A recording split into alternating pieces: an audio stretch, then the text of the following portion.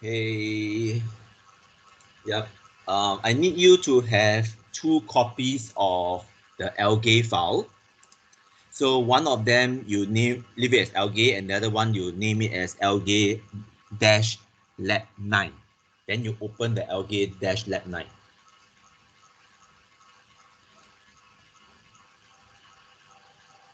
All right.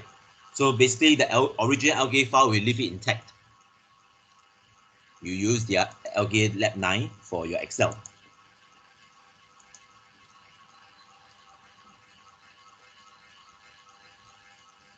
Okay, because later we are going to use for R, we want a clean copy as well. Okay, is everybody here? Xavier, can you go down and check if everybody is here?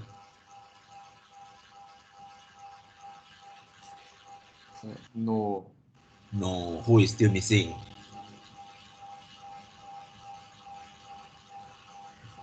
Wenjie, then Norman not here, then still got Norman. no, Wenjie just come in, yeah.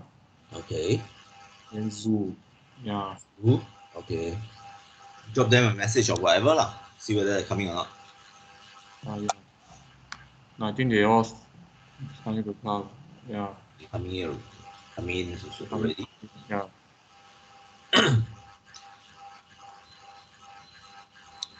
Okay, so basically the Excel, we open the one that says algae dash lab 9. Okay.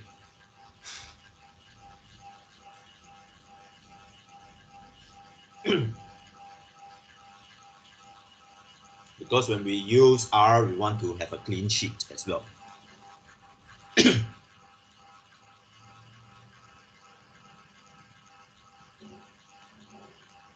Okay, let's wait for another 2 more minutes before we start.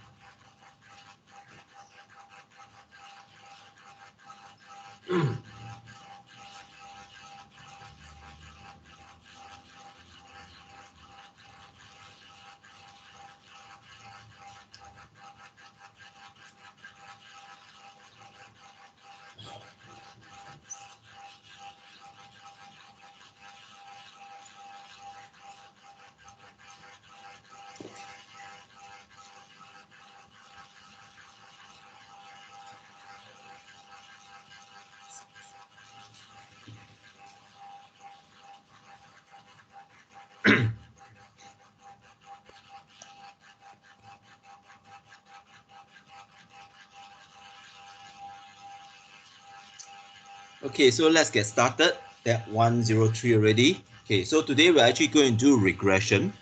Now, regression, there's a few concepts to take note first. Let's just get to here. Okay. So regression, think about it when you do your microbiology. Okay. Microbiology, what you want to look at is your things like your cell density. Does it correlate with the timing or not? Okay. So you know that your cell density let's say this is your density. This is the timing. You learn in your microbiology that you have this growth curve. Okay. So what it really means is we are trying to find out what is the M and C. Okay. There are many ways of writing it. In your calculator, it will be your cell density equals to B time plus A. So essentially, the intercept, which is this point, is actually your inoculation density in your microbiology. Okay, so B is the gradient. But in statistics terms, we tend to label all the coefficients as beta. So in statistically speaking, we will write down as cell density equals to beta 1 of time. Coefficient is always we write down as beta 0. Okay. Why we use beta 1, beta 0 is because there could be many x variables. Okay, so essentially this means the same thing. Okay, and then the coefficient, this means the same thing. So when I talk about beta 1 or gradient, you have to know what it means. Okay, so having said that, what we are looking at is the algae data. So the algae data, we have your season, time, speed. Don't know what the speed means. And then this is the concentration of the different components inside the water. Okay, algae, whether is there algae growth or no algae growth. So this is a concentration of algae. So our first step is there any correlation between any two variables? That means is there a correlation between the phosphate, the organic phosphate, and the total phosphate? So in Excel, how do you do that? Let's say you want to find the correlation between these two. Okay, the command is just CORREL, correl, means correlate, and then you correlate one column versus the other column. So it tells you that there is a Pearson's correlation of 0.914. Okay, so that's the easy way of doing correlation. This actually does Pearson's correlation. So far, any problem? All right. Yes, no. Got problem, say got problem, no problem, say no problem. No problem. No No problem. problem, right? Okay. Okay. All right. Now, okay. So let's look at this first. Now, based on this itself, how about if I want to correlate everything? I want to find exact correlation between everything. Now, you look at this data, there are some NA, but it doesn't matter. This function correlate will don't care. Basically, NA, that means this cell is actually not used. You just ignore this. Okay, so the function doesn't matter. It only becomes a problem when we use the data analysis step. So let's take this, and we want to, let's say, do a pairwise correlation. That means you correlate this versus this, this versus this, this versus this, and so on. So how do we do that? We go to your data analysis tab, as usual, and you look for this function called correlation. Okay, correlation. Then the input range, you highlight all the input range. Let's see, this may not work, but then you group by columns, label on the first row. Let's see if it works or not.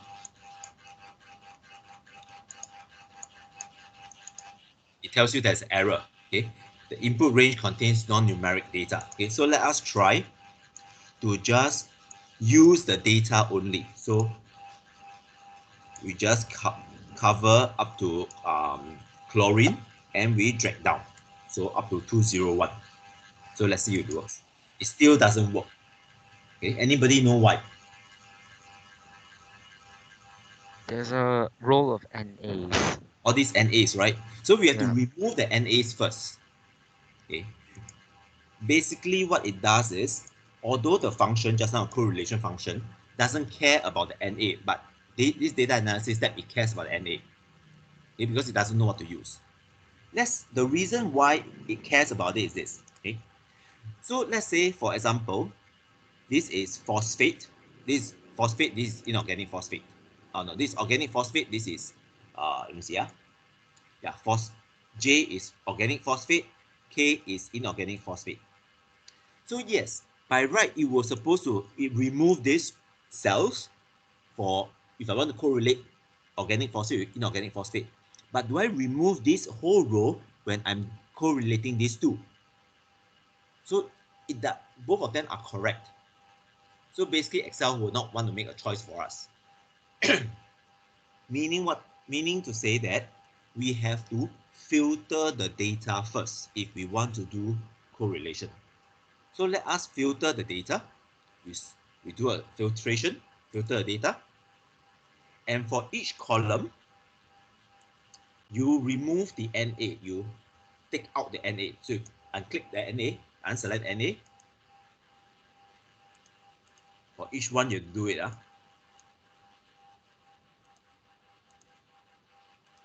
You do it first.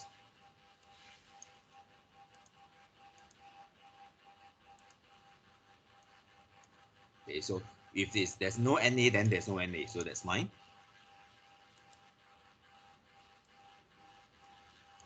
Okay, because some after you remove that, all the NA disappears already.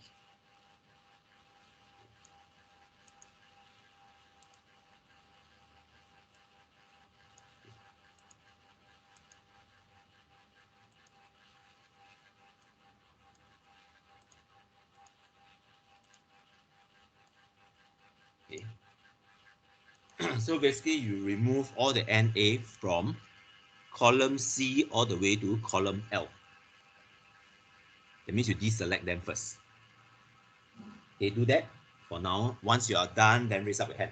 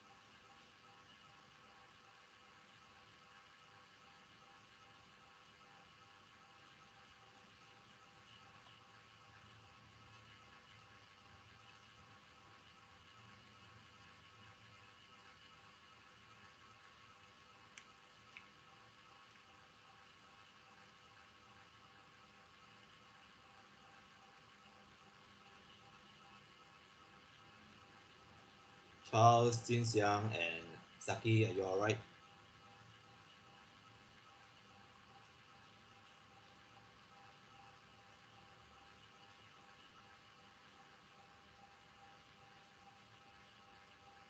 Charles and Jin Xiang? Not done yet. Not done yet, okay. Wait, Joe, when I unclick the NA, it still comes back. I don't know why. Then you keep removing it lah.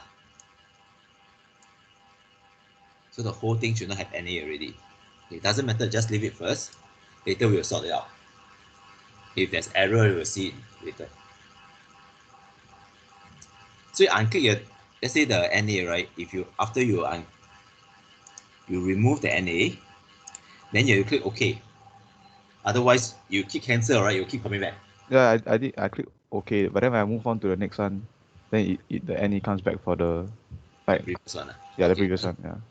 Something is wrong with it, but doesn't matter. Well, then you have to do a bit more sorting later. You clean up yourself, which is tedious. I'll show you how to do that.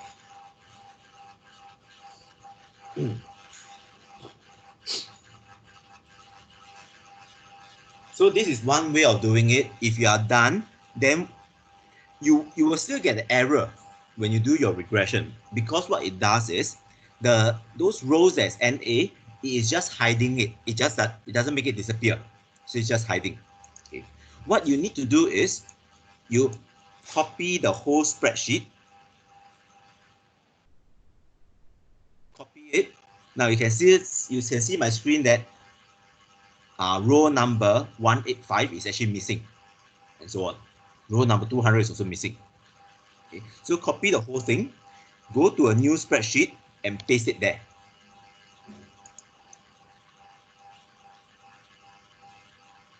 Okay, and let's say for this sheet we call it clean. Let's go to the clean sheet. If you've done it correctly, you will have only 185 rows. 185 rows. So for Charles, okay, 185 rows first. So I'll show Charles how do you do that. If Charles, you cannot do it, this is what you have to do. It's a lot more tedious. You copy everything because you do not want to disturb the original spreadsheet. So Charles, this is only for you. Paste it somewhere else first. Then what you do is you sort everything. You sort based on the first nutrient. Okay. Largest to smallest. Okay. Or you can sort the opposite direction also. You sort from largest to smallest. Largest, smallest. Then what you do is for this row number 2, there's NA. Remove it yourself. Delete it. Then you sort again for the next one. Now there's 2 NA, remove it. You keep doing that. So it's much more tedious for you.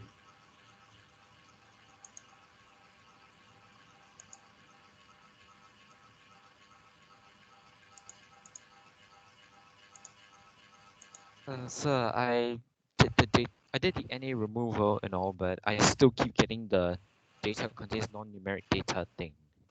Okay, later. So do you have only 185 rows? Xinxiang? 201. That means your NA is still there. You look inside, your NA is still there. Hang on. That's what I told you you have to copy it out. You cannot use it. Filtering does not remove the data. It just hides the data.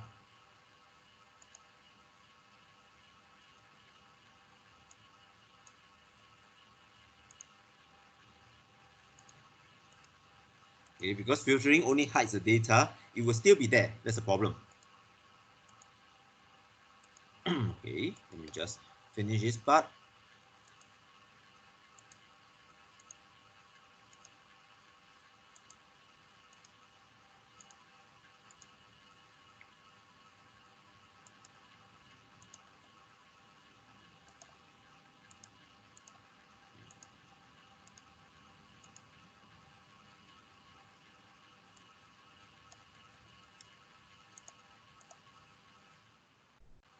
Okay, so I use the cleaning method for Charles. I still get 185 rows.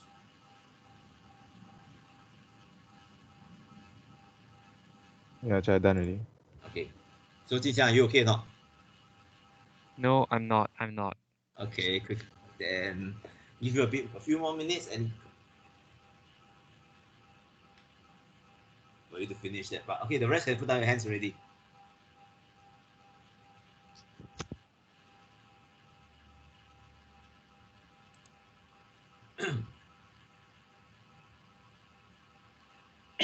Sorry, how do you cut the rows?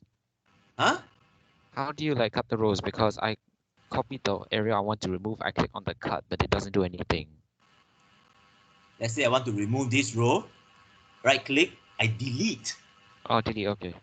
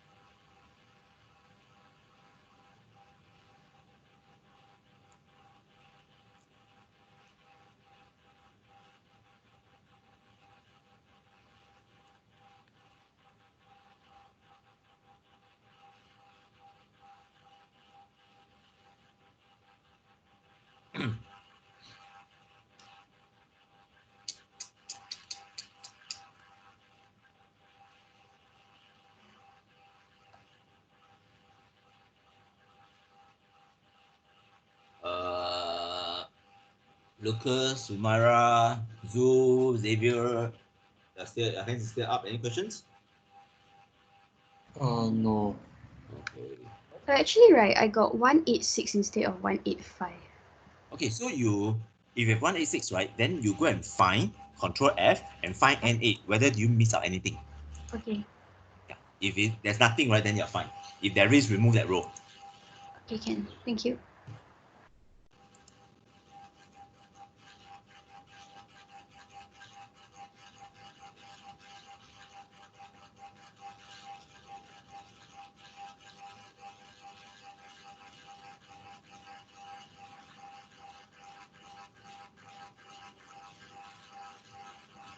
Okay, I have the 185 rows. Okay, good. Okay, so from here we can continue. You can go to your data analysis tab, go to correlation, and then the input range, just select the data itself. Okay, you cover all the way to 185. Then you click OK. It will generate the correlation table, the pairwise correlation table, which is here.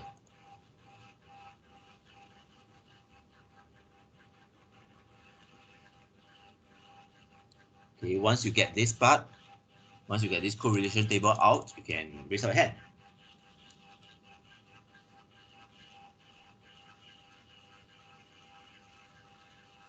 Okay, at least check one or two numbers. Don't check the ones, but check one or two numbers, make sure you get it right.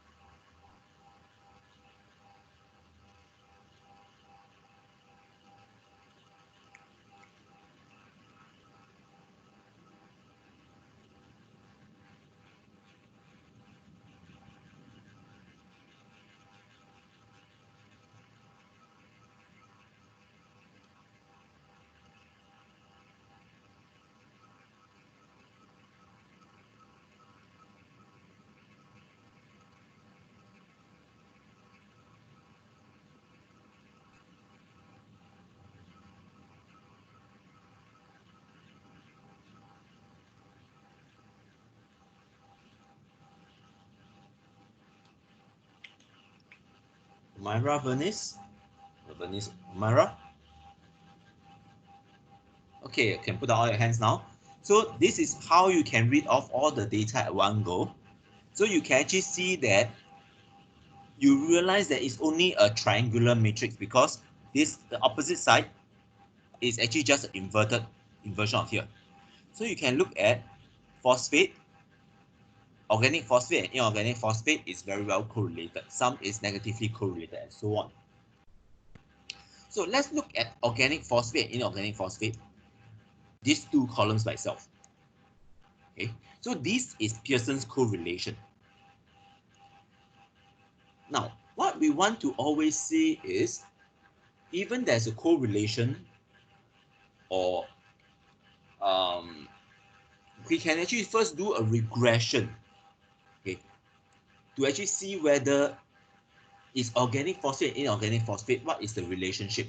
Is it a monotonic relationship or non-monotonic relationship? So if we want to do that, we can do a scatter plot first. Now, scatter plot is very important in Excel. So how do you do a scatter plot? Now, I think I mentioned this to you before. Excel actually plot X and Y. So X-axis is given first and Y-axis. So if you want to plot the opposite way, you have to swap the axis up. Okay. So just highlight column J and column K. What I want to do is a scatter plot first. So I go to Insert, go to this chart type, go to Scatter XY, Insert Scatter XY. This is your scatter plot. Okay, click on it. I go to the first one, scatter plot. So now I have a scatter plot.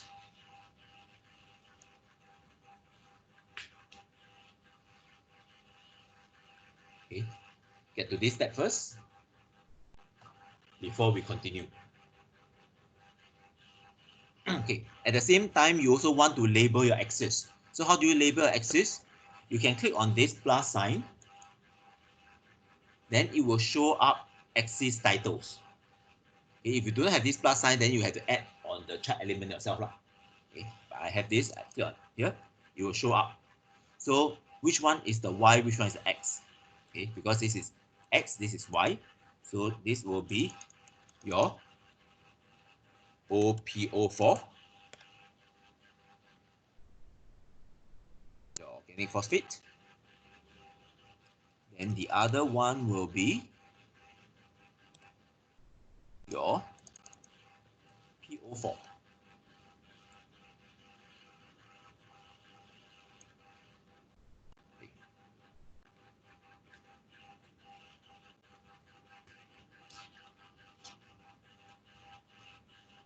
Usually for my case is I dislike the rows and columns, the axis rows and columns, so I delete them. Make it cleaner.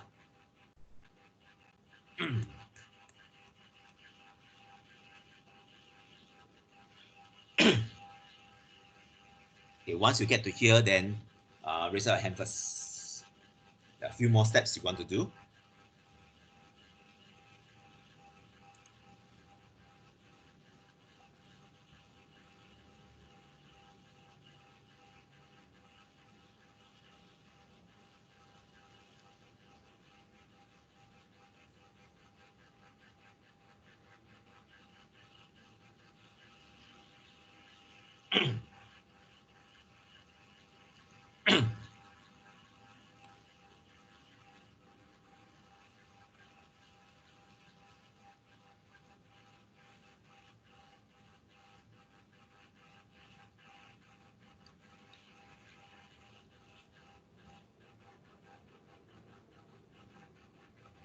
Okay, Damien, Lucas, Xian, Zhu. Okay.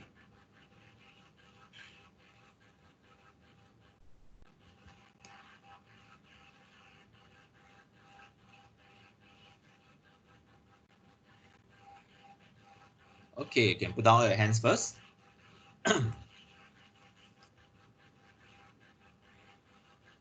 Okay, the next is we want to add a trend line. That means we want to get the regression line. This looks like it's quite a straight line. So how do you add a regression line? You just click on any of the random dots. Okay, just click on it. You'll find that a few of them is highlighted. That's fine. Okay, do a right click, add trend line. Okay, look at me first. Do a right click, add trend line. It will give you a box. You can add a linear exponential trend line, all this. Okay, what you want to do is you display the equation, and display the R square value, the coefficient of determination. Okay, display both of them, it will show up. Okay, now do this first.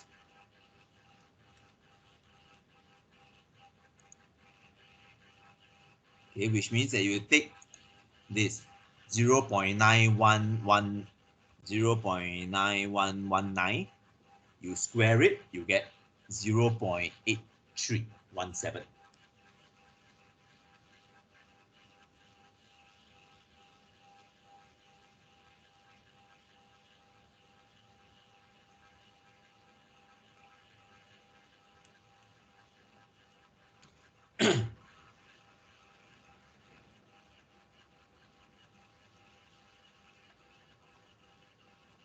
Okay.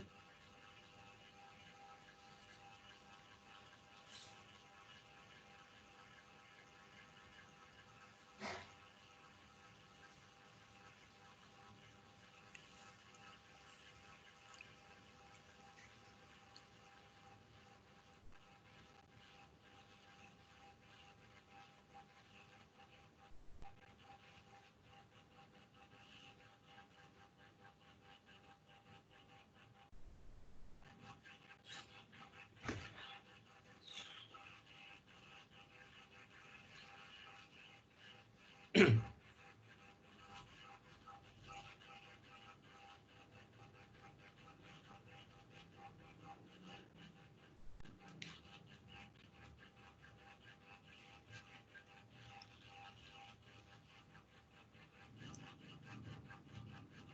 two Jolines.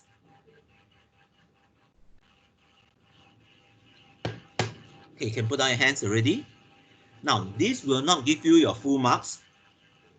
Okay, the rest is cosmetics, but they are very important cosmetics. What I'll do is I will change the name. I'll say relationship of PO4 and organic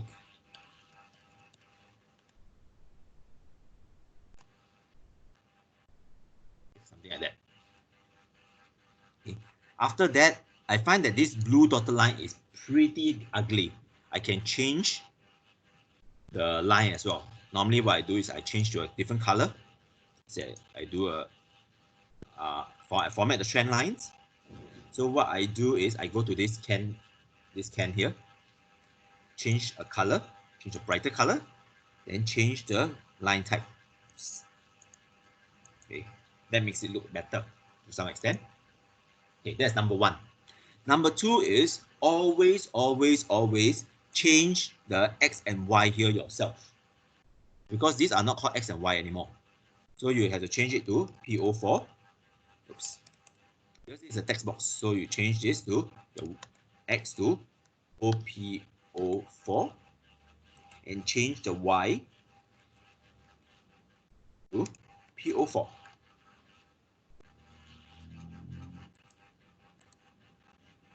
Okay, and depending on the data itself, you have to move this to an empty spot. Okay. I've seen students whereby they put this equation in the middle of all the dots and expect who to read them. Okay, please do not do that. You get your marks deducted for no reason. Okay.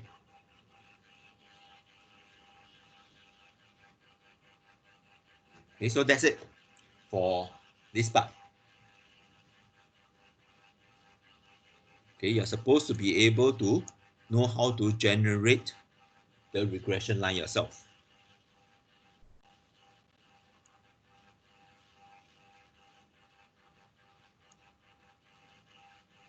Okay. How about, can I actually test the statistics for this regression line? Okay. So let's say if I want to do a statistical test, I go to my data analysis tab, go to I choose this thing called regression. Okay. Let me just go to a, so what I've done is essentially all the scatter plot and so on. This is simple regression. Okay, you can try to, okay, why not you try to do it for the algae itself. Algae to your magnesium oxide. So your magnesium oxide is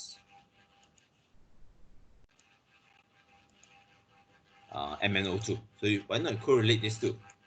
Do a scatter plot and see whether do you get somewhere near there.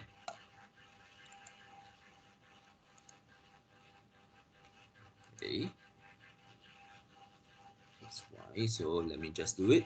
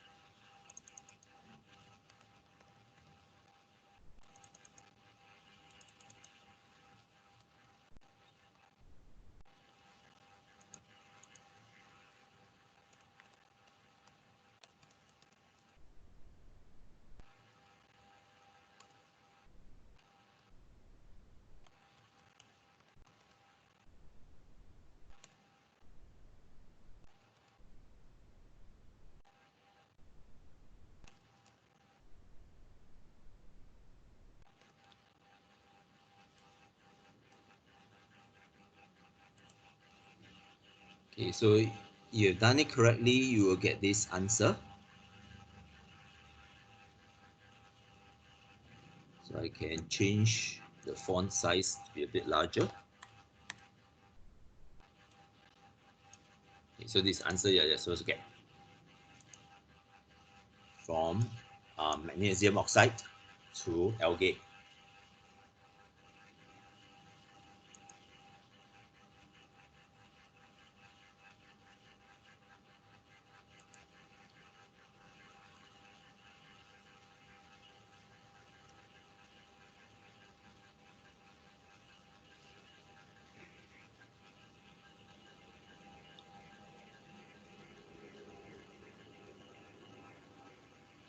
Okay, once you're done and you can get the same reading, then you can raise your hand.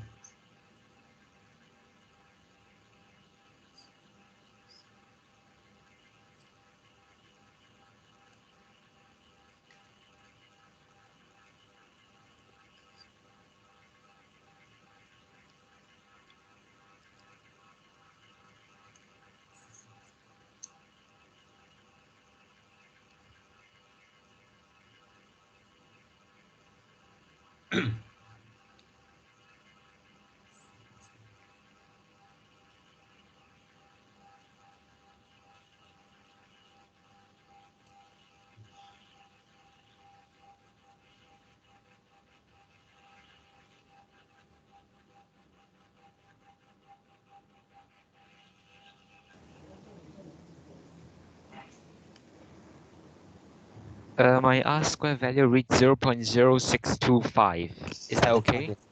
Because I think I just deleted a number just now because it's Oh, supposed to be 4 okay. decimal place. Okay. Right here, that's sure 625. Yeah, it's fine.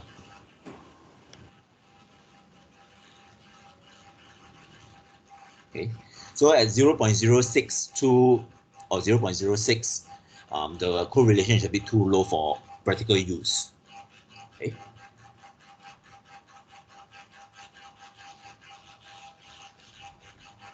So based on this, you can do a lot of other things. We actually look at the algae to the magnesium oxide to algae based on all the seasons. That means spring, summer, autumn, winter. You can actually start to examine in summer what happened, in spring what happens.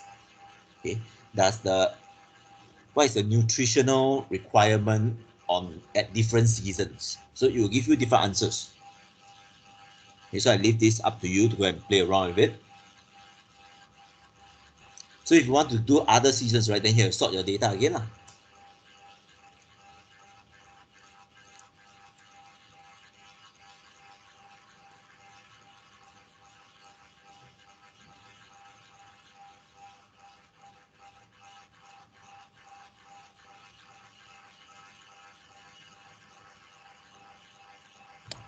Teacher, What? how do you select the column at the same time? Oh, okay, select column at the same time. You select one column, then you press Control, select the other column. Use Control key.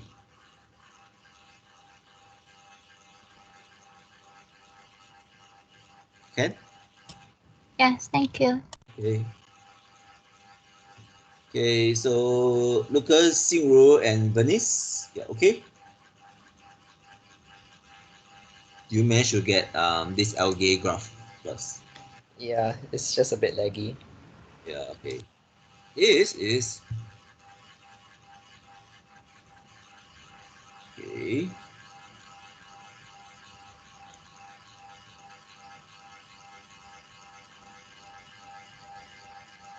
Okay, so once you are able to get these graphs and there's nothing very much about it, you can actually just throw away the graphs, okay? Or you can move the graph to a new spreadsheet. Doesn't matter. What I can do is I can take these two, cut them, and throw them into a new spreadsheet first, okay, just in case I need it, and call this as graphs. So come back to here. I also probably do not need this correlation table anymore. I can just kill it.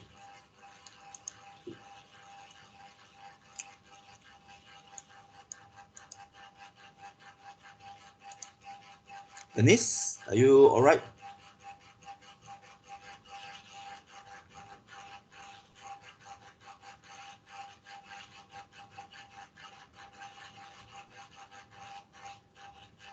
Venice? Are you there? Yes, I'm here, sorry. Okay. Okay, then you can all drop down, put down your hands already. So basically, I leave you to go and try out on just the summer months. See whether can you get the answer. And obviously, it's not going to be reliable. Okay. So very often we want to do multiple linear regression. So what it means is, can I actually predict algae growth from all the 8 nutrients? In this case, what it really means is, can I actually write this equation out?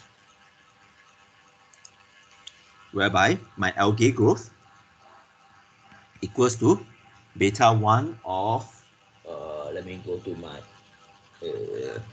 your, see, let me just get this first, then you can paste it here. What? I can't even paste it here? Copy? I can copy, I can't paste. Okay. This is really irritating. Okay, let's try it. Let me just go to my other computer and pull out something first. Hold on.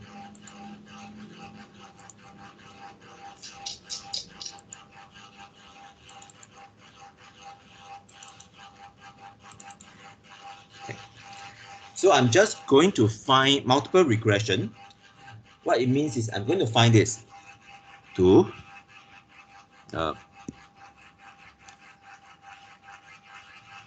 that's pH4 plus beta 2 of MnO2 plus beta 3 of chlorine plus beta 4 of my nitrate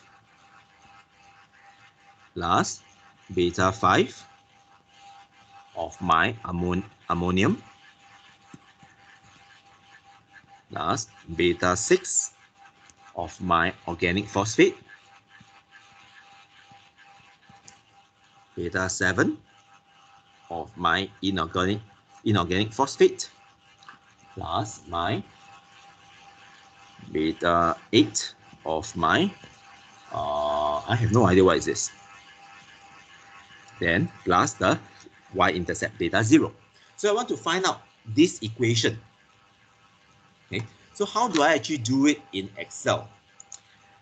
It's actually not very difficult. We use correlation. Okay, correlation, you just go to data analysis, regression.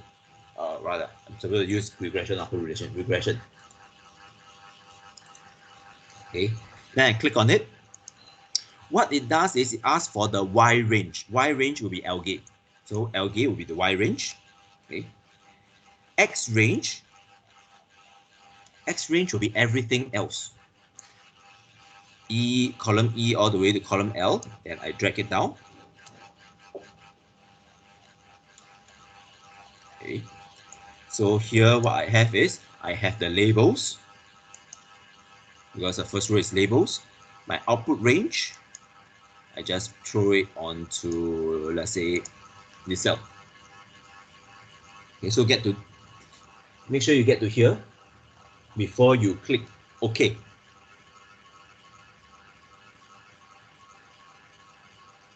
Okay, once you click OK, you see a table. Okay, once you see the regression table, then you can raise up your hands.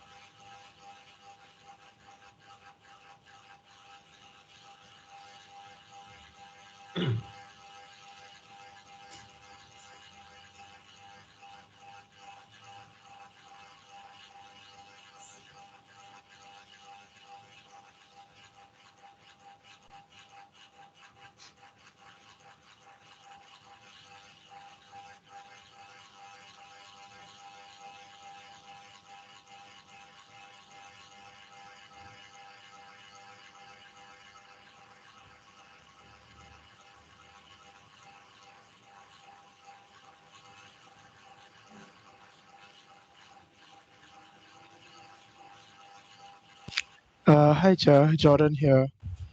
For me, right, they say regression linus bracket function returns error. Please check input ranges again.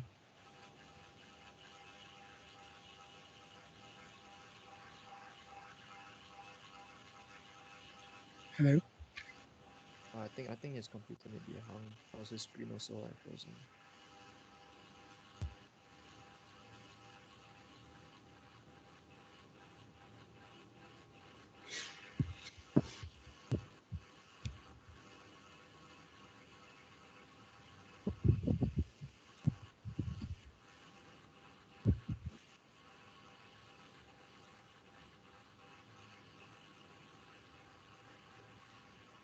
Okay, let's see. Okay, so let me get the results out.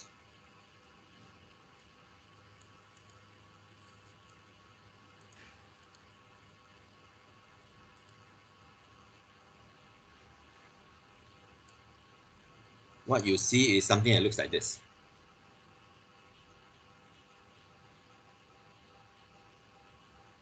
Okay.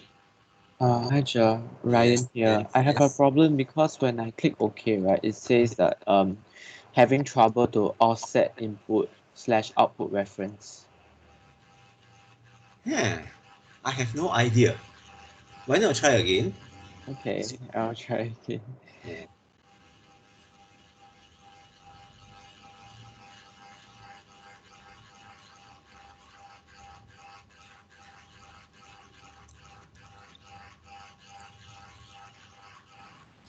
Yes. here. Yes.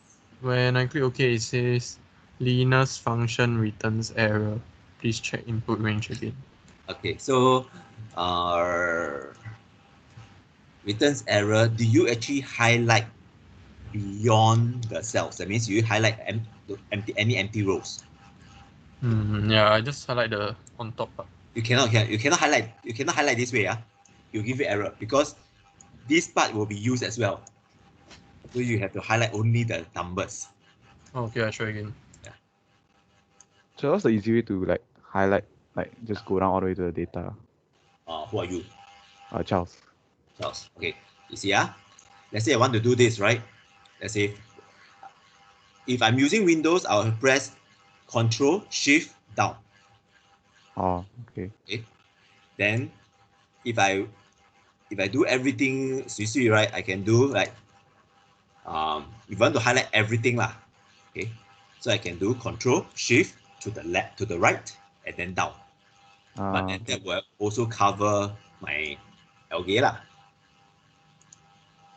So I can actually just highlight this, right? And then just press Control down.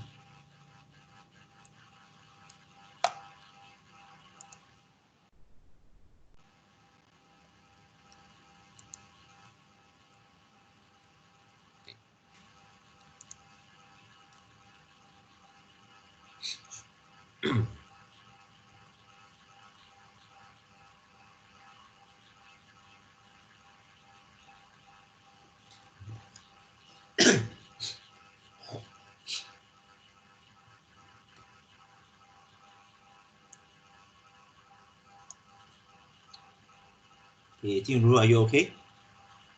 Do you get the table out? Ryan, Still trying, haven't yet. okay. Ryan, you managed to get it right? Get it?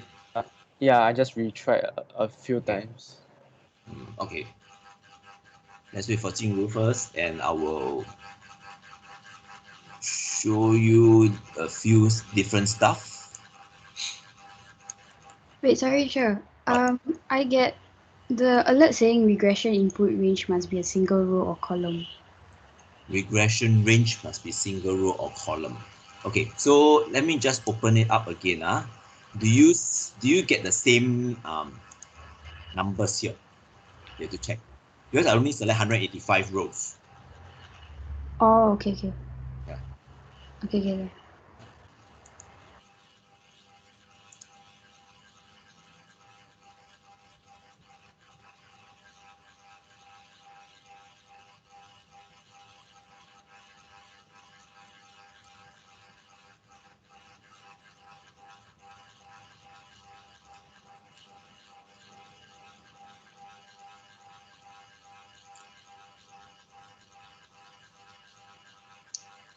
Okay, so put down your hands. You have this already. So let me show you. Let me explain to you how do you read this table.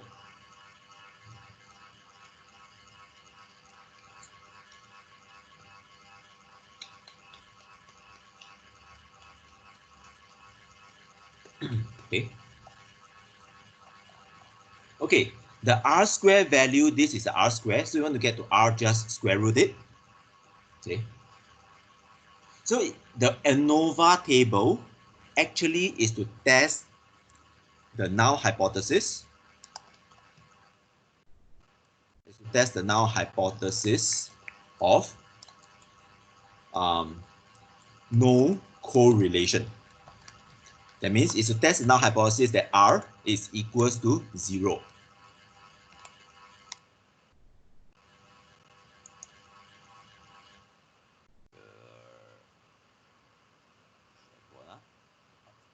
So this is to test the null hypothesis.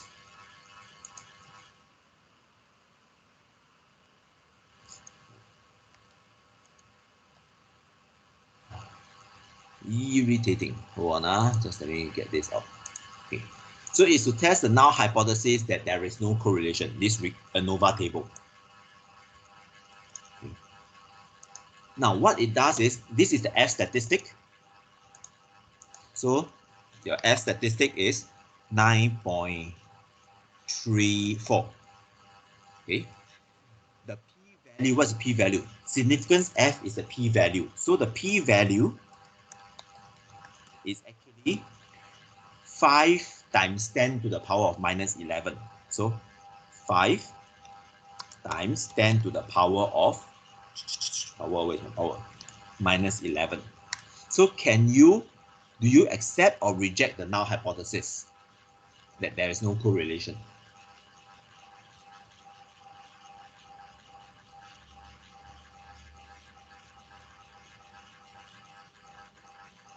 Trevor, do you accept or reject the null hypothesis?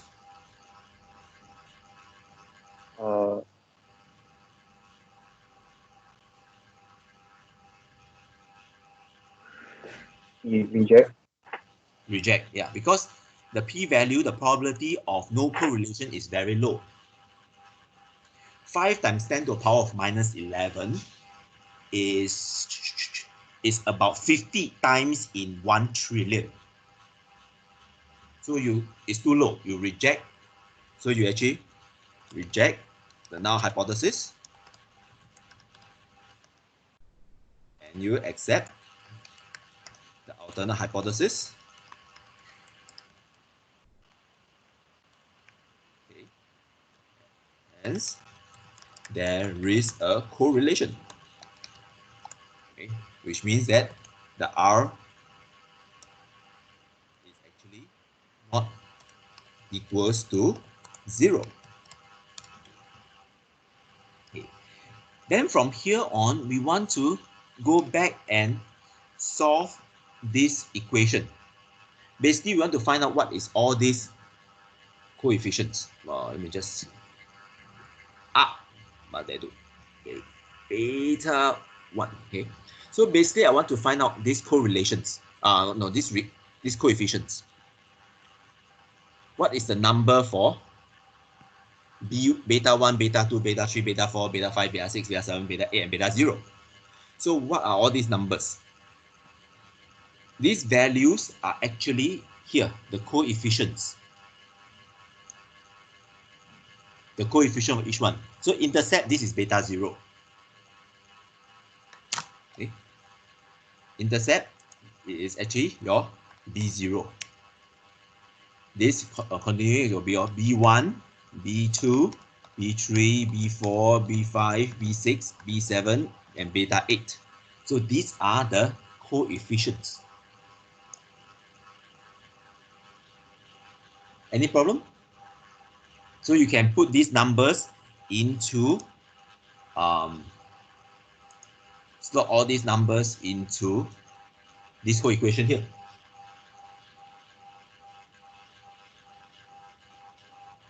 Okay. If you really want to type out, it will be, your algae equals to, so beta 1 will be minus 3.95 times your mx ph as continue typing lah, then all the way to the intercept. So it's 54.27, for example. Okay, so this is actually your regression equation.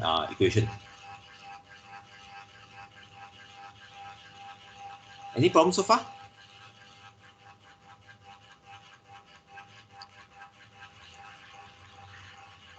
Any problem? Any problem? Any problem? Nope. Jolene, any problem? Damien, you want to talk just now? Any problem? No, I said no. Huh? I said no. Oh, okay. Yeah. Trevor, you raise your hand. Any problem?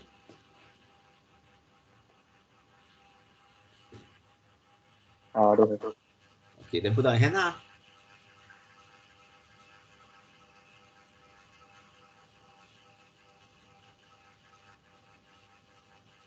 Okay.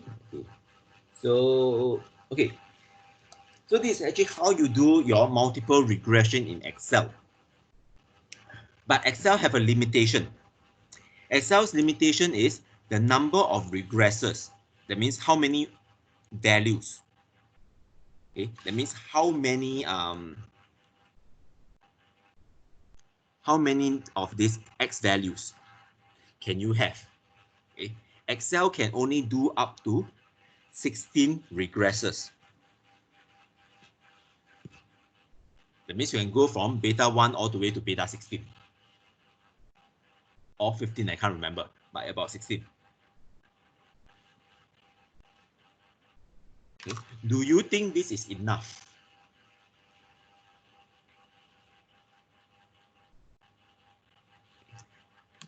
That means, okay, I can say that the limits of Excel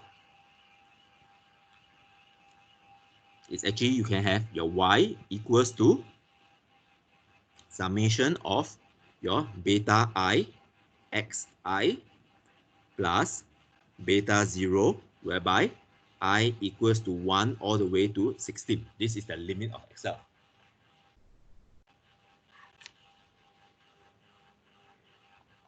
Hey, do you think that this is sufficient for use? That means, is this enough for use?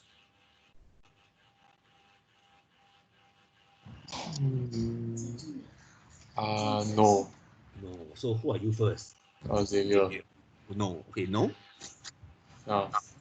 Okay. More likely is no, right? Yeah. Then yes, right? Okay. So yeah, correct. It is usable for most situations. 16 is actually enough for most situations, but for biology, it is definitely not enough. Okay. That's where all these nutrients. In your year 2 or year 3, can't remember which year, you will do this module called cell biology or cell biology or cell culture. Okay, where you have to learn how to culture cells, and Dr. Lake will be the one teaching you again, learn how to culture cells in the lab. Okay, this is where you culture animal cells. One of the media that we use, your RPMI 1640. This media alone contains, if I remember correctly, because it's a long time since I make it, contains 24 components. So it's already way exceed 16 already. Okay, so my regression could be my cell growth equals to summation of beta I. The whole media 224 is the basic components. You add a few more, you end up with about 29 components. So this cannot be done in Excel. Okay, which is why we have to go to using R. Okay. Now, as far as we are concerned, we actually have finished your multiple regression already for this part. Okay, you can read a bit about this adjusted R value and all this. Okay, significance of coefficient. What it does here is you can read through. You will realize that on this table, what is interesting is that for every coefficient, there is a t-statistic and a p-value as well. What really this does is, it actually tests each individual coefficient. It tests that beta 0 is, so it, this, right? Okay, these two actually test for the null hypothesis of beta 0 equals to 0. This tests for the null hypothesis that beta 1 equals to 0.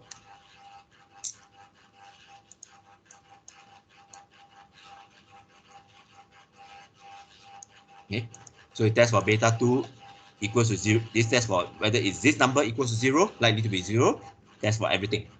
So this is what this set of tests means. And it gives you the upper and lower 95% confidence interval as well of the coefficients. Okay, so I leave this up to you. Go and read up. When if there's a need, then come to me in the future. I'll just explain to you again. Okay, so far any problem with using Excel?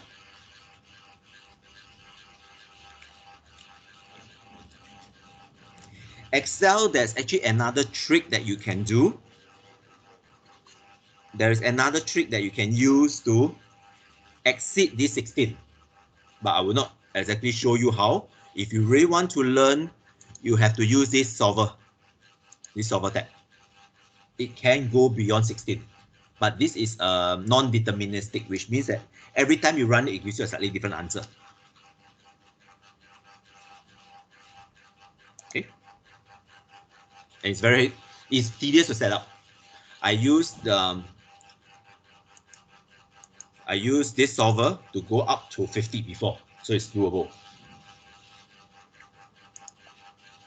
Okay. So far, any problem?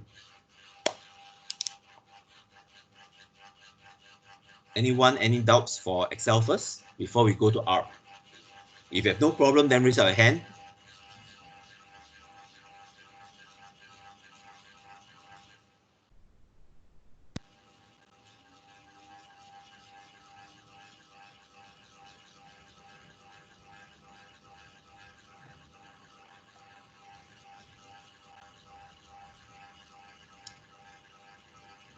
Lucas,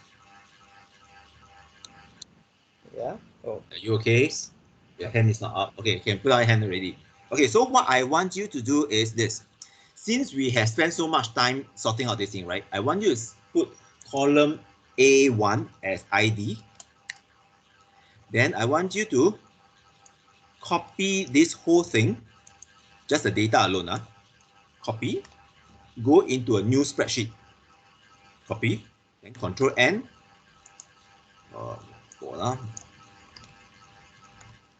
Control N, go to a new spreadsheet, and you save it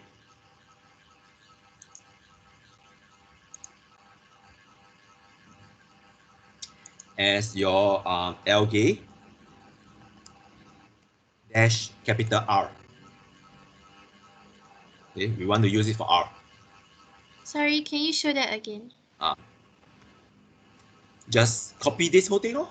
Just copy, go to open a new spreadsheet, paste it in, and save it as LG-R.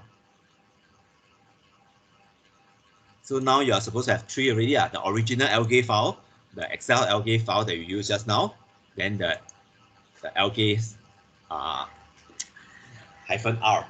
Basically, LG-R consists of just your data alone, okay, without any of the analysis you've done. And we want to use it because it's kind of, we clean it, we spend so much time cleaning it.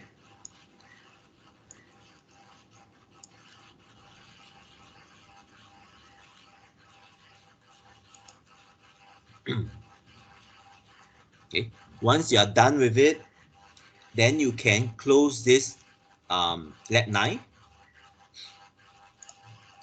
and after which open your R Studio.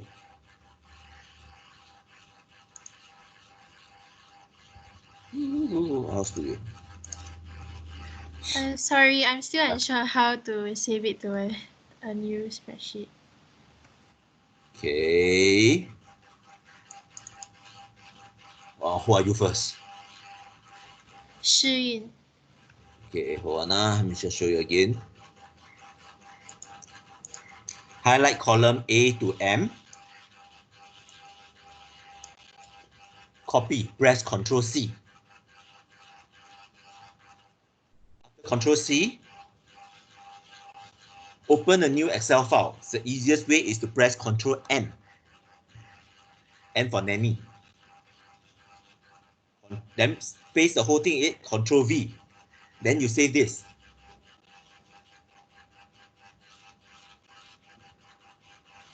Okay, thank you. Okay. All right.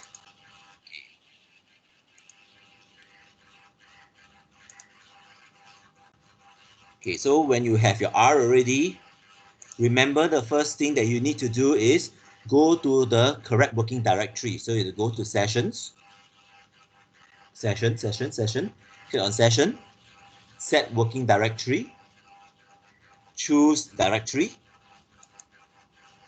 Then this is the part whereby you have to help yourself because I have no idea where do you put your data file. Okay, you have to know where on earth it is. This is the part whereby I really cannot help you.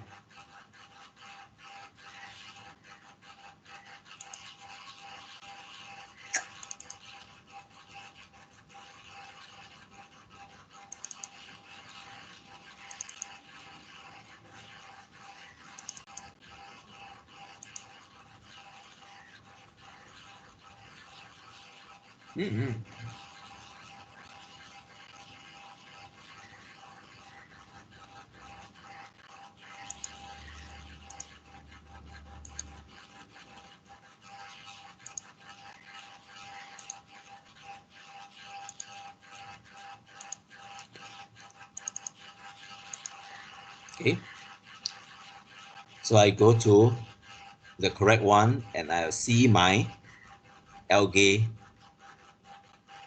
-r here. Okay, so get there first. Once you're there, raise your hand. This is the part I can't help you. You have to find your way there.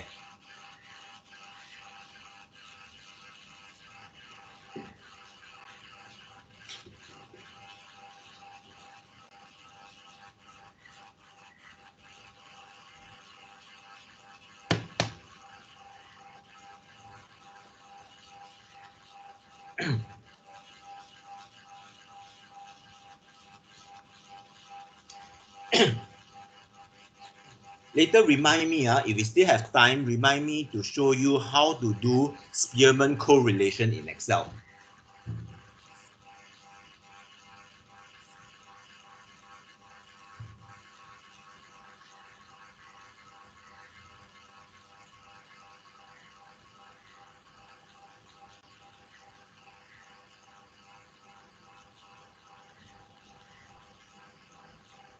Okay, Yunyang, Xavier, Lucas.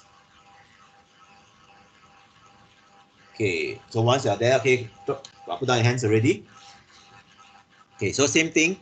This algae slash algae dash R, right? You right click or you click on it, you import data set. Okay, import data set. Then you come up with this screen. Okay, so the sheet is a first sheet because you have only one sheet. Okay. Then what you want to do, right, to make your life easier, we just go to this code preview, change lgate underscore r to just lgate. Okay, and view lgate underscore r change to just lgate. Lecture. Charles here. I data import, right? They say required package versions could not be found. Then install lah. Huh? Install. What? Install lah. Install. Yeah. Because we have done it last week, so we don't have to install. So I don't know what you do anything. If you need to install something, then install. Does it give you error? Yeah. Oh, install something. Install. Okay. So why not you? I will unshare my screen. You show me your screen, and because I have no idea what you are seeing. Okay, show your screen.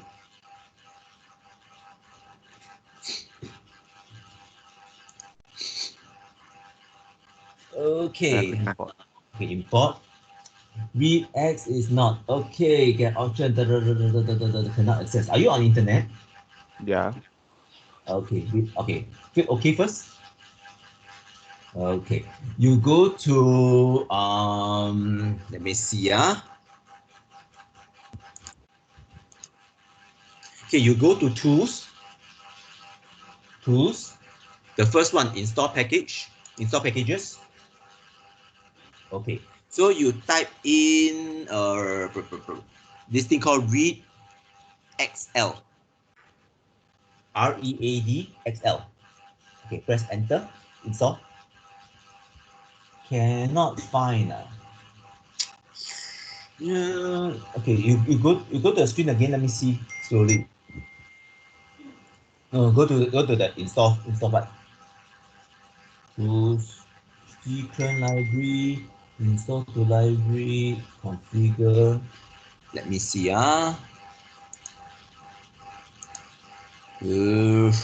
This is a bit troublesome. Because apparently something is not correct. Okay, you click on configure repositories. Configure repository on top there. Click on it and see what happens. Because I have no idea what is happening on your site. So where you change window, yeah. Yeah, you open the window, right? Okay. Let me see if I can solve this.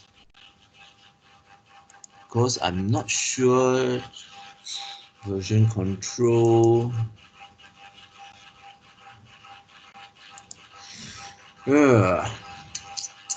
Okay. Let me just go and hunt again. Install read XL.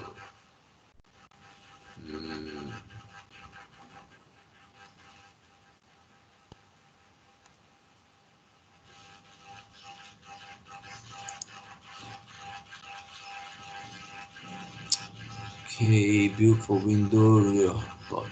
You're using Mac or Windows? Windows. Windows. Seriously, I have no problem. Okay. If that is the case, right? Why not you try something else? You open the Excel spreadsheet, the lgate -r. Okay, open it up again.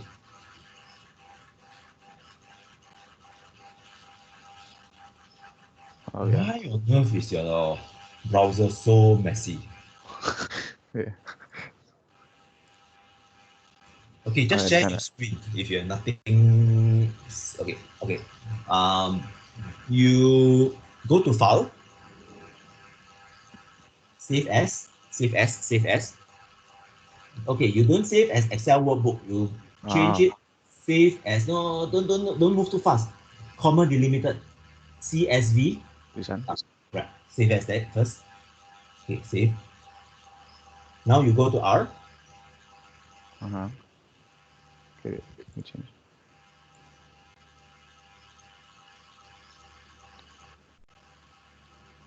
Okay, so you refresh. No. This you refresh it. How do I refresh? Let me see. You refresh. You go to Yeah, where the algae, right click, right click, right click, right click. Don't click on the, don't go to empty space. Right click, okay, right click here.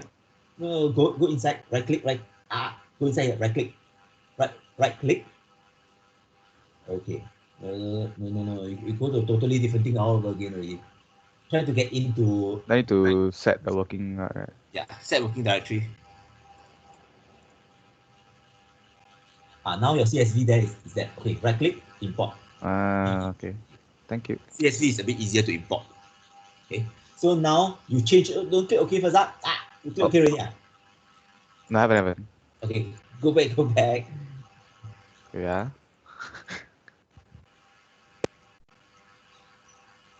Okay, change the code preview under code preview, bottom right code preview, algae underscore r, right? This one. Algae underscore r. Okay, change it to algae only. That means you remove the underscore r. Remove it. Backspace. Backspace. I can't backspace it. Okay, then if you come backspace, then never mind. Then just okay, if you come backspace, then it is okay. Then just click import lah. Clear. Click import. Yeah. Okay, so okay, you can unshare your screen already, and I can share back my screen. Okay, so where on earth am I now?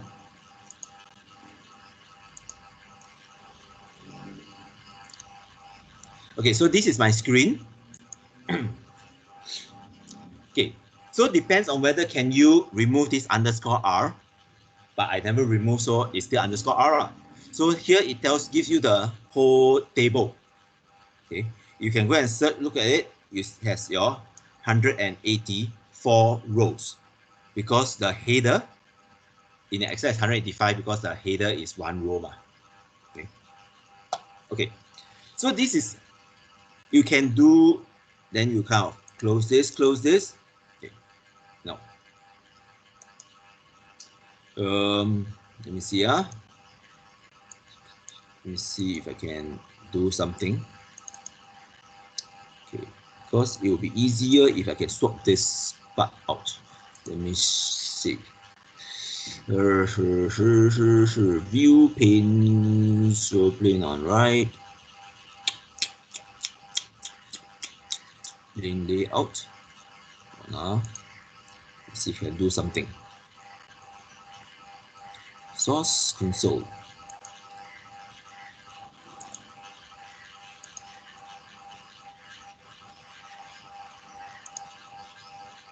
Okay, so now it's a bit easier for you to see. I just swap it upside down because otherwise, this part will always be hid by the MS Team toolbar there. Okay. So this is the maximum I think I can go already before I get hidden again. All right. Now, how do you actually go to your lab notes? How you have actually done everything. So how do you actually do your regression in Excel? Regression in Excel, basically the general model is this. That's why we have your beta 0 and so on. We actually simply use this function called LM. LM stands for linear model. Okay. Linear model, you require the response variable, theta, the x variables, and then the data. So in this case, let's say we want to regress.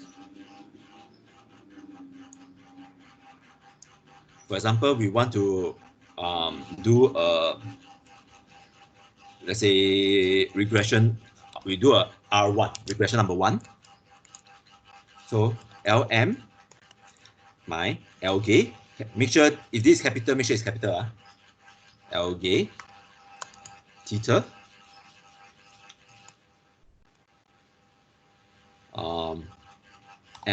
MONO3 data. Here the data I got put in this algae data.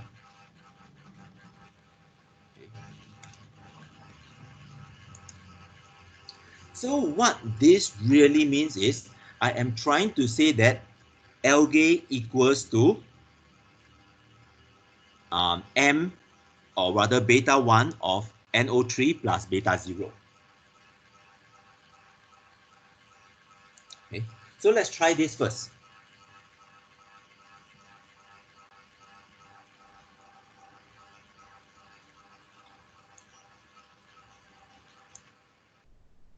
Okay. Then you press enter. Nothing will come up at the moment, but then you have your R1 here. Okay.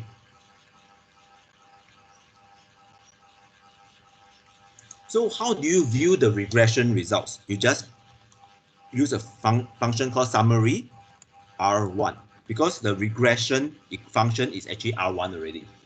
Just do a summary of R1 and you have the regression results. So this is the estimate. That means the what you call it, coefficient. Okay, it gives you the R square value. Then you test whether is this R square value equals to 0. Okay, you have a S statistic and a P value. Same as what you do in your Excel. Sorry, can you scroll up a bit? I can't really see. Oh yeah, okay, thank you.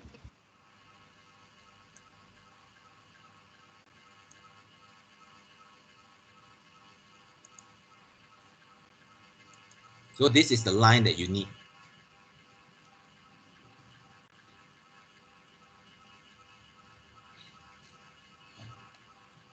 Okay, once you get the same result as me, then you put up your hands. Hi, Che. For your the R1 equal that one, how do you get the bigger line before the NO3? You mean this bigger line? Yeah. It is usually do you have a button before number 1? Do you have a Okay. keyboard? Sorry. Yeah. You Thank you. shift, yes. Yeah.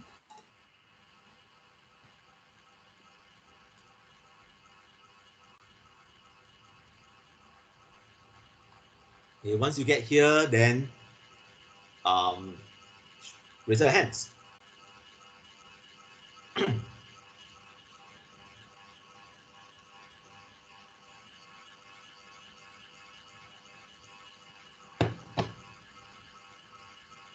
Hi, Ryan here. Ryan. I have an error that says what object algae not found.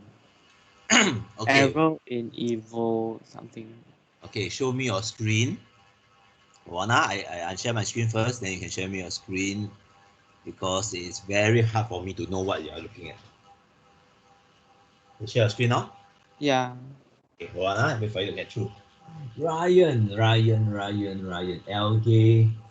Okay, you go to the N the your algae is capital lah.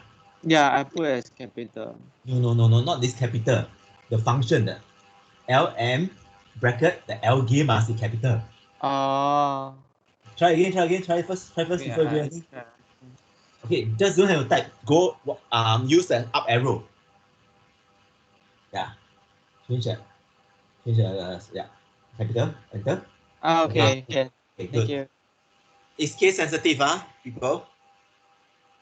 Okay, where am I? Yeah, I'm showing. So now I will share my screen back again.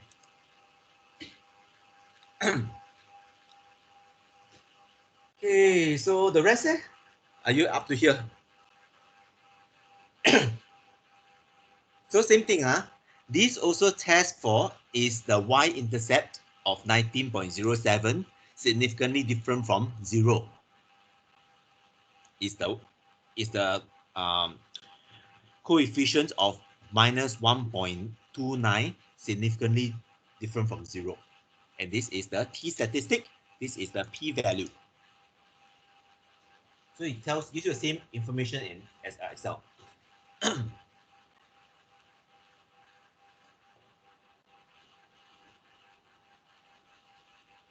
Right. Sir, I have a We have a What? problem. Whenever I do the function, it gives me this error, unexpected symbol in R1 equals to 1M. Okay, show me your screen. Okay, Okay, so the rest are Damien, Jingru, Jolene, Saki, you okay or not? Wow, I saw things. What, how you pronounce your name? just call me Dominic. Dominic. Okay, Dominic. Okay, can you press a few more times enter because it's under what I'm seeing your writing is actually hidden by my toolbar. Okay, one LG let LM unexpected symbol. Yeah, that is a bit strange.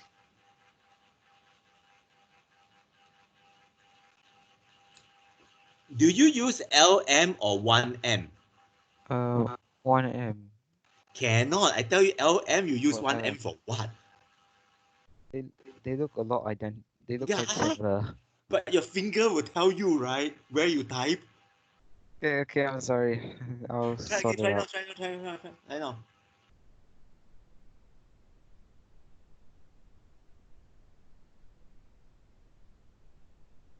LG, yeah, okay. Peter, yes. C, correct.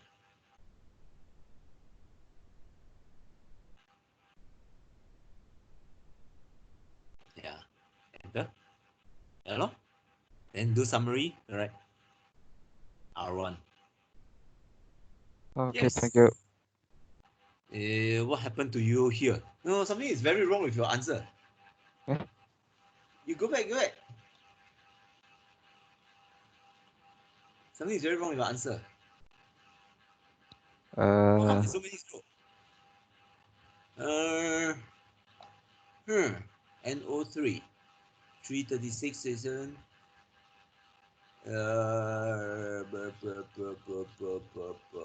yeah. Basically, it has kind of do something very weird. 13 variables. Okay, you go to NO3.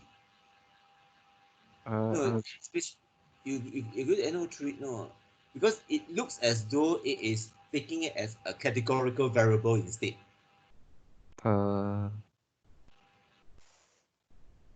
Yeah, so you click on this. I have no idea what's happening here. Something is very strange.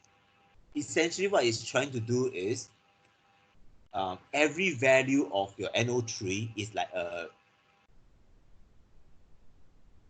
it represents a category now. What do I do about it? Do I I seriously have no idea. Is this an error that cannot be resolved or No, it's not an error that comes on its own, but it's an error that I have no idea what has happened. So let me see. Let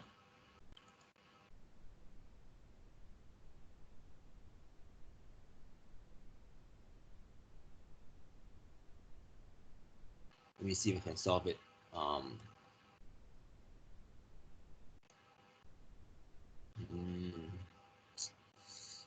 Oh gosh, this is tough because this is I have no idea where on earth this error comes from.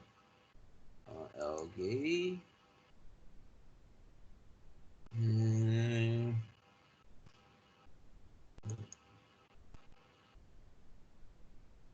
Okay. Column numeric.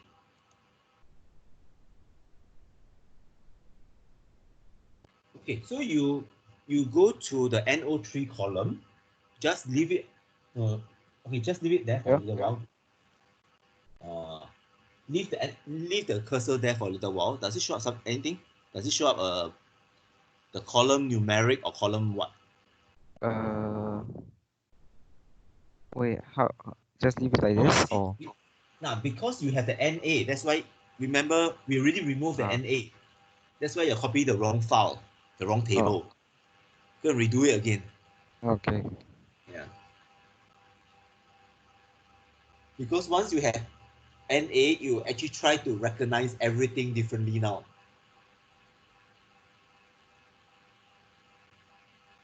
Okay, so you go to your Excel. That means you're copying the wrong table from Excel already.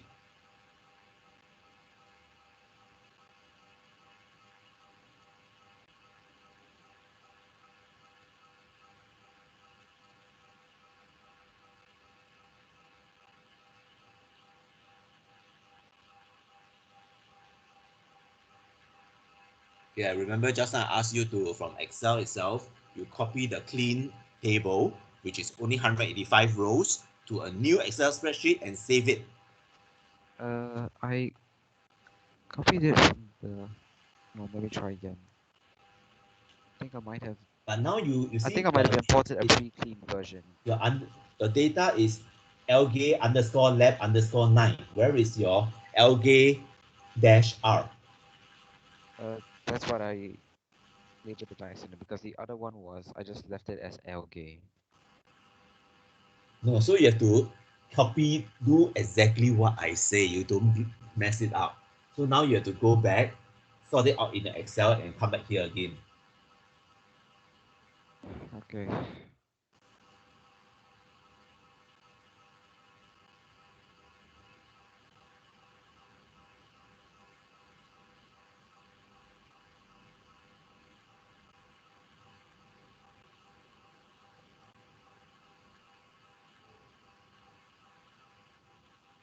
Okay, let's give Jinxiang a few minutes to sort out his stuff.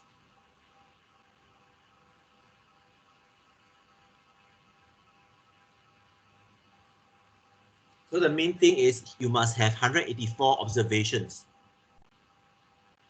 Because we have done out the rest, all those are not at NA already.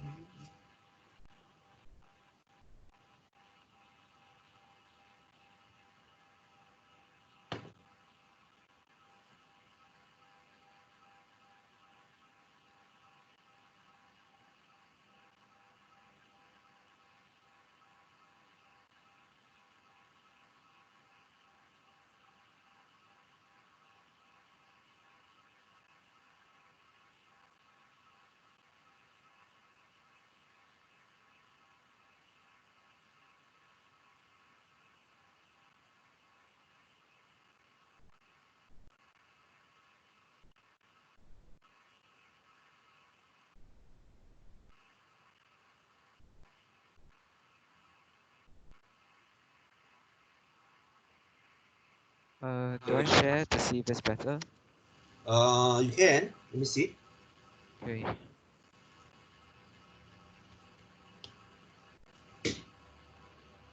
Is it better? Yeah. Okay, correct. So now you have 184. Right. Now you are correct already. Okay, good. Okay. So let us just do the what am I doing? To share my screen. Share my okay. So very similarly, we can actually do the whole regression. Okay. For example, now I do regression number. I do regression R. I say R full. I do the full regression. So I want to put out everything. Okay. So everything will mean that if I just want all the stuff, including so here I have my MXPO PH plus MNO2. For the plus that might equal, I always get it wrong. Then Cl plus NO3 plus NH4 plus OPO4 plus PO4 plus PO4, then CHLA. Okay. Now I can do a full regression here as well. Then I press enter. I'll get the full regression. Then I look at the summary.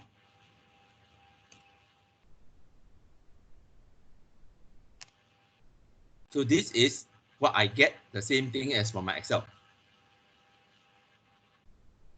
Okay. Slightly different in a way.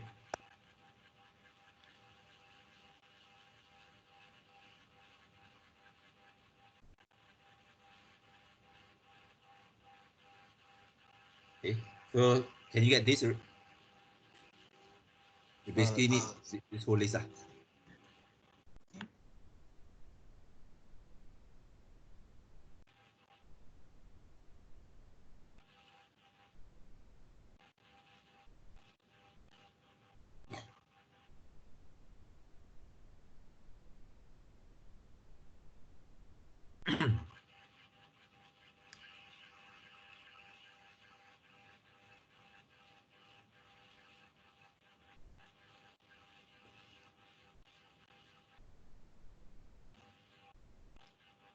Okay, try out yourself.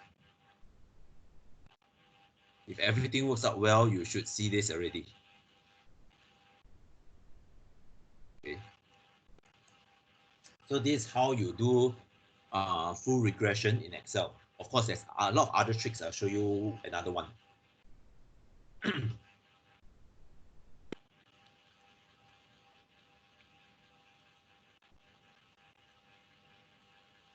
My estimates are a bit different. Yes, sometimes it will give you slightly different. It's fine. Oh, okay. Yeah. But is it very far different, or how different is your different? Like for the intercept, yours is 54, mine is like 57. Okay. In that case, okay, do you get this F statistic? My F statistic is 10.36 on 7 and 176 DF. 176. 176. Hold on. 1, 2, 3, 4, 5, 6, 7, 8. Which means that you short of one of them here. Oh, okay. I'll try again. You just see which one are you short of. Because just now when you have 7, right, it means that there is only 6 of this, when you have 7, means that there's only yes, you're short of 1. Here you're supposed to have 8 of them.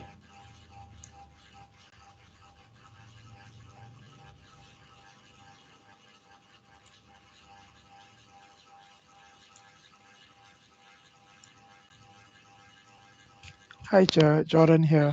I'd just like to ask, right? Does like capital letter matter or does it matter? Yes, it does matter, please. Okay, thank you.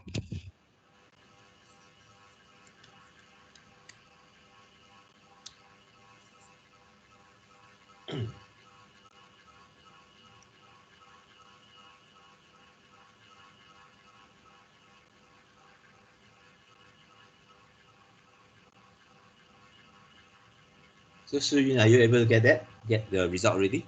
Yes, thank you. Okay. So all Trevor? Yeah, can. Okay, so put out your hands first. Now, one trick that you can do in R that is a bit more troublesome to do in Excel is this. Let's say I only want to do this. Algae equals to beta 1 of my, for example, nitrate plus beta 2 of my ammonium. Okay, but can it be possible that nitrate and ammonium are interacting. That means I cannot have somehow nitrate and ammonium, they may have competing activities. So another of my model could be something that looks like this. I can have multiples NO3 plus beta 2 of NH4. Then I will have another one that's for the interaction. That is NO3 and NH4 together. That means NO3 times NH4 plus beta 0. So how do I construct this in R? In Excel, you cannot do this. You literally, this will use up. You know, here in Excel, right, what you have is NO3 and here is NH4. What you actually need in Excel is literally put NO3 NH4 and then you say that NO3 times NH4. You have to times out these two numbers to get to here. Okay, it actually use up one column. But in R, you don't have to do that. So let's say we do a R2. Okay, we go back here. We do a R2 first. So let's remove every single thing and we just have this.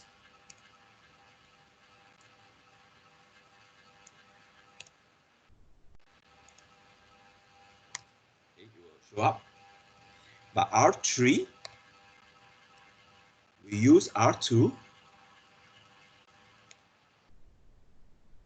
and we add another variable called NO3 colon NH4. Hopefully I'm right. I can't remember. Yeah. So this is the interaction. NH3 times NH4.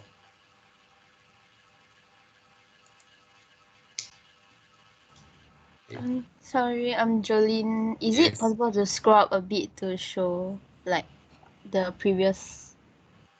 Yeah. Yeah.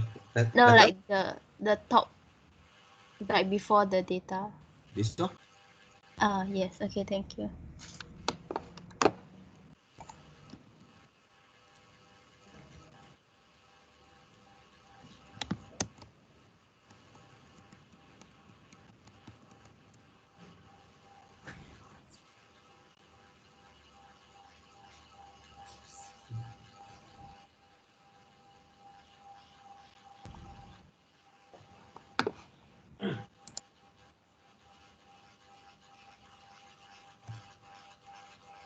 Okay. So for those who have done the R2 and R3, right, you can go and do the summary results and see what's the difference. Okay, this is just for you to see for yourself lah.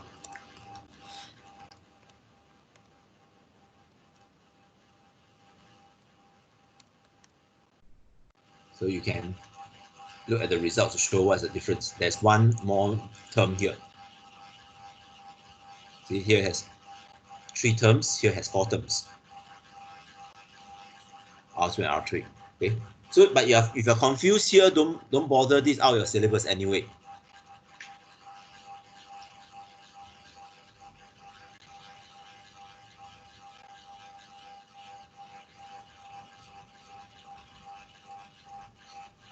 Sir.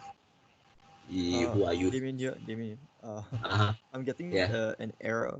When I What? try to type out the very first one, the R full equals to blah blah blah. It says Uh-huh. that unexpected equal sign in R full blah blah blah.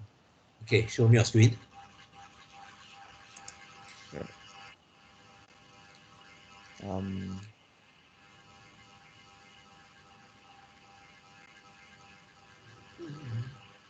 Yeah. Okay, you need to unexpected equal sign. Yeah. Powerful one. Alright, try enter again. Let us see.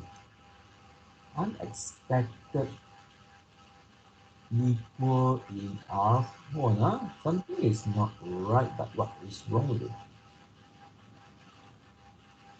I think it's the plus before the data.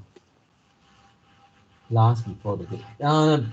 Yeah, you can have plus before the data. Before the data is comma. Comma, not right, plus. right, okay. Yeah. Alright, okay, thanks.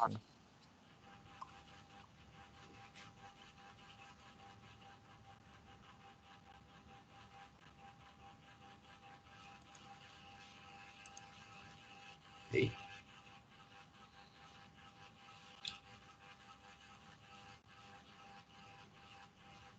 Sorry, can I see the R3 equation again?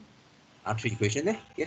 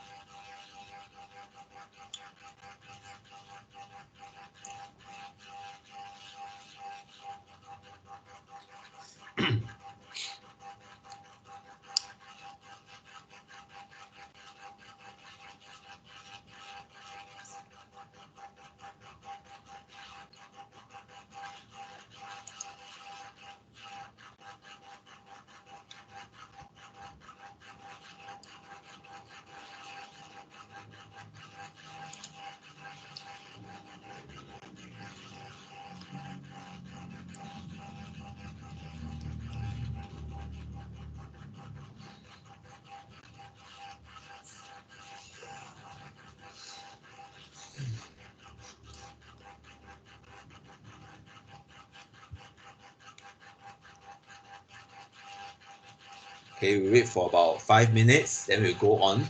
The main thing is showing you that you can do it this way. Nothing very much. Okay. Okay, you can put down your hands already.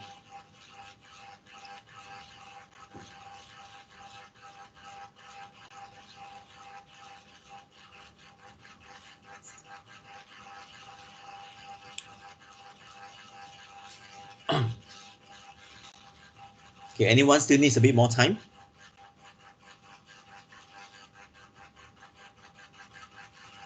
Anyone?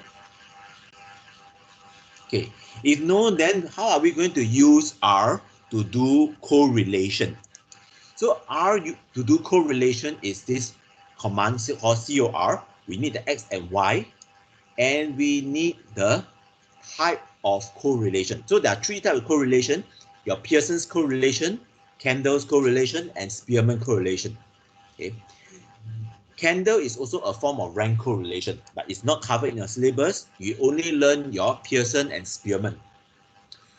So how do we do that? Okay. Let's say if I want to correlate between my OPO4, my organic phosphate, and total phosphate. Okay. So I do a COR. The data, right? There's no data element, so I have to use the full thing, LG. Then I use this dollar sign to actually tell me that which part of it. So I have OPO4 and LG.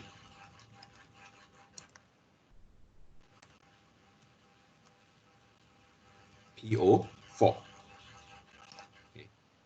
After that, my method equals to Spearman. Pearson first. Okay. So make sure that these two are commas. And you should get the correlation of 0.9119.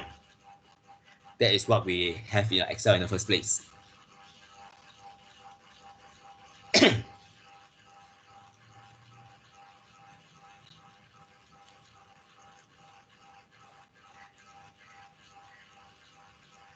Okay, once you get up to this point, then raise up your hand.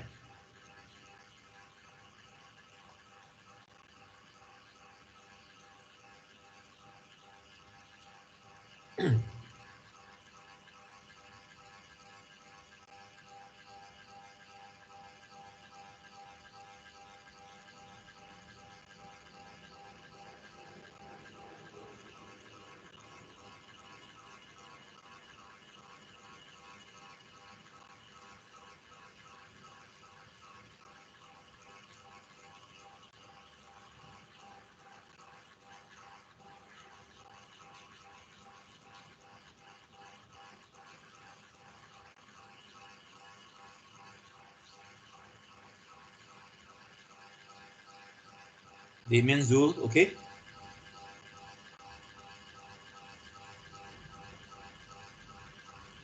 Damien.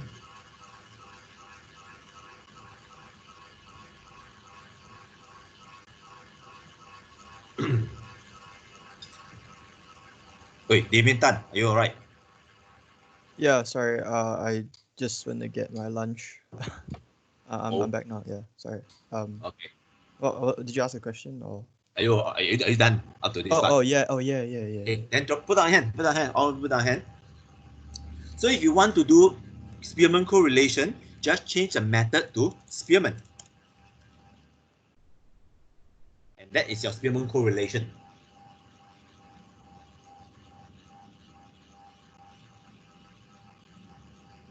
Okay, you should get this, no problem. Now, how do we do Spearman correlation in Excel? Let's say if you're just one of them to do, it's not easy to do in Excel. Okay, so let us just go back to your Excel. We go to a lab 9, for example. Okay, go to a lab 9.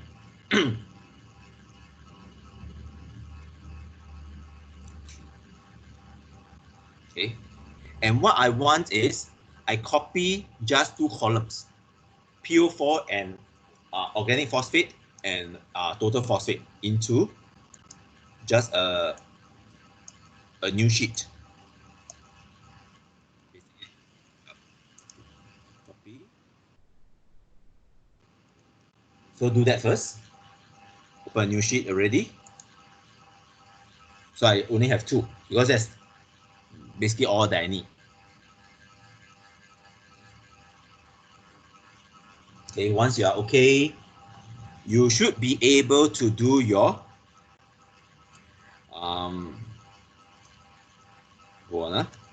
Pearson's correlation.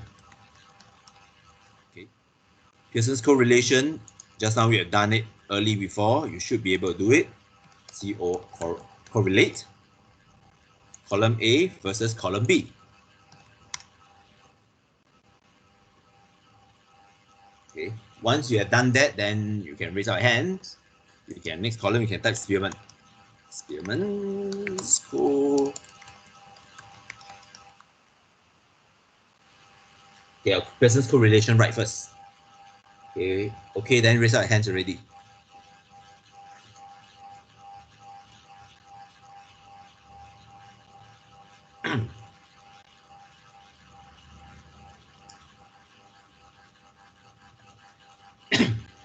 Okay, this is the last part before Damien can go and eat his lunch. Oh no, it's okay. I'm already eating. You're eating already. Okay, At very the same time. okay, very nice.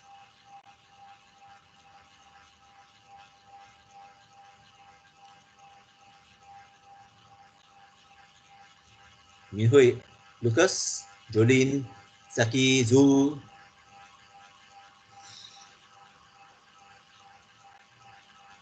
Zul sleeping. Okay, put down your hands already. Okay, so essentially, Pearson's correlation is correlation on the data values. Okay, because we are using actual data. Okay. Pearson's correlation is really correlation on the data values. Another name for Spearman correlation is called rank correlation. So Spearman correlation is actually the correlation on the ranks, not the data values itself. So we have to find out the ranks in the first place. Okay, this is how you will do it. You will just have column C, the header, you say that is rank of your OPO4, and column D, we say that it is the rank of your PO4. Okay. Now look at me doing it first, because this, once you mess up, you have to redo the whole thing. What I'll do is I will highlight A, B, C, D. I will do a sort. I go to my data. I will do a sort. Okay, sort based on OPO4 first, organic phosphate first. Okay, smallest to largest. You have to keep whether be consistent. Oh, my stupid clock. You have to be consistent whether you want to be smallest to largest or largest to smallest. But here I choose smallest to largest. So you sort based on smallest to largest. Okay. Now, then what you do is you rank accordingly. You rank accordingly. Okay. So since this is sorted order, you just rank lah. 1, 2, and then you kind of pull down the ranks. Double click. You will rank everything accordingly. Okay, all the way until rank number 184. Okay. Okay. So you do that first. Do this part first, and raise our hand. Let's do a check. If everything goes right, your rank number 106 is 54.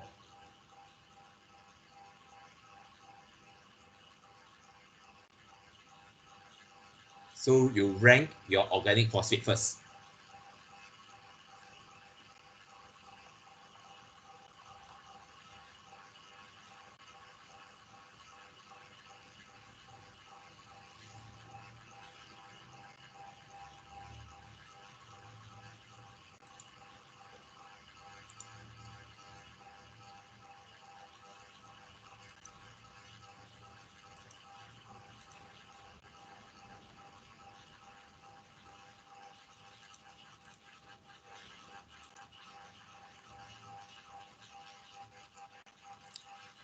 Okay, once you are okay, then raise your hands.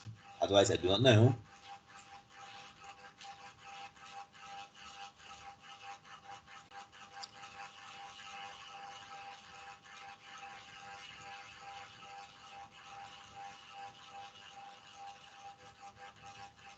Okay. Okay, put down your hands, put down your hands. All of you put down your hands. Okay. So now you have ranked it already. What you do is you rank the PO4 now, the total phosphate. Also select A, B, C, D. Make sure you select everything. You sort again, but now you sort according to PO4. Not organic phosphate already, according to the total phosphate. Smallest to largest as well. Sort them. Your rank of PO4 is going to change, doesn't matter. But your total phosphate, now you rank them 1, 2. Okay. Now, after that, what you do is your Spearmen correlation. Now, look at it. Your Pearson's correlation is you're using the values. Your Spearmen correlation, you just use Pearson's correlation on the ranks itself.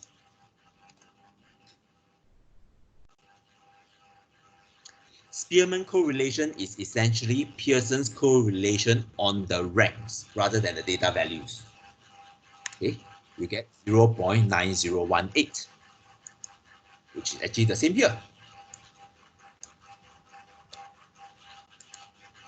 Okay, you get the last few decimals a little bit different because by right you have to sort, you have to make sure that you correct based on ties and so on. Just that we never correct based on ties. Okay, let's say for example this 219 is actually these two supposed to be 24.5 and 25.5, 24.5, 24.5. So it has to be correct based on ties, just that we never correct based on ties. Okay. It will give you something similar. Okay. So that is how you do Spearmen correlation in Excel. Hi, Jordan here. Sorry, can you show the formula for Spearmans again? Spearmen is actually based on ranks. Okay, thank you. It's Pearson's based on ranks. But as I said just now, by right you have to now for example, your total phosphate are 219, but it's ranked 24 and 25. You have to by right you have to correct this to 24.5, 24.5.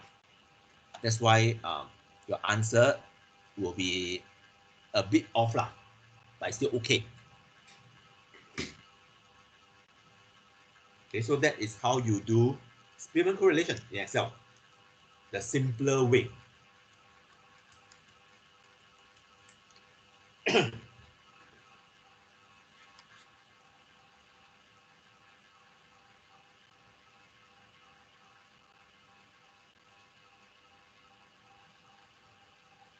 Okay.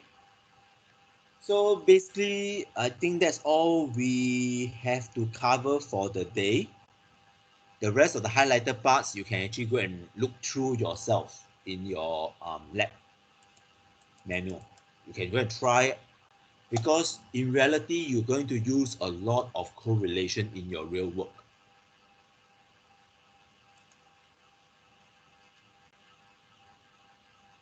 Okay, so that's all for today. Any questions? Any